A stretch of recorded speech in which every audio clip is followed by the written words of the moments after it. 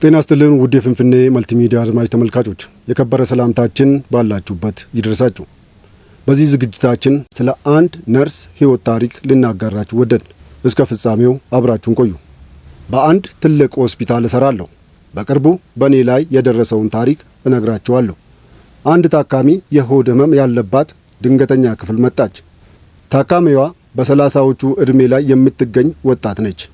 ምንም እንኳን ልጅ የወለደች ቢሆንም ነፍሰ ጡር መሆኗን እንዳላወቀች አጥብቃ ተናግራለች። ሐኪሞች አልትራሳውንድ አንስቶ ልጅ መኖሩን ቢያሳዩአትም ማመን አልቻለችም። ከ7 እስከ 8 ዳይሌትድ ያደረገ መሆኑን ሐኪሙ ነገራት። ወደ ማዋለጃ ክፍልም ላካት። ልጁን ልውለድ፣ መውለድ የምፈልገው ደግሞ በኖርማል ነው አለች። እሽ አልናት። እያየናት ለባሏ ትደውልና የሄርኒያ መጠገኛ ቆዳ ጥገና ወይም ሄርኒያ ሪፔር እያደረግኩ ስለሆነ ዛሬ አልመጣም ትለዋለች።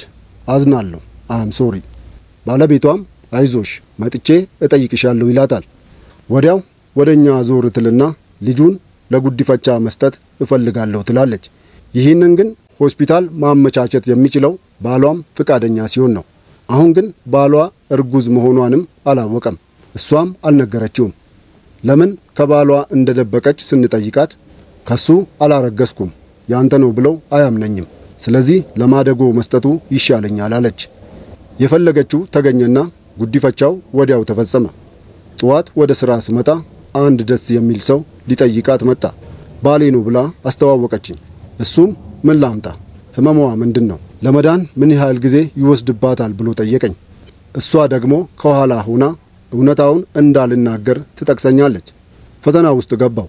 እናም ያልኩትን አልኩኝ። እርስዎ ቢሆኑ ግን ምን ያደርጋሉ? እባክዎን አስተያየቶን ይስጡኝ፣ ሌላውም ይማርበታል። አመሰግናለሁ። ሃይማኖት ሚቲኮ።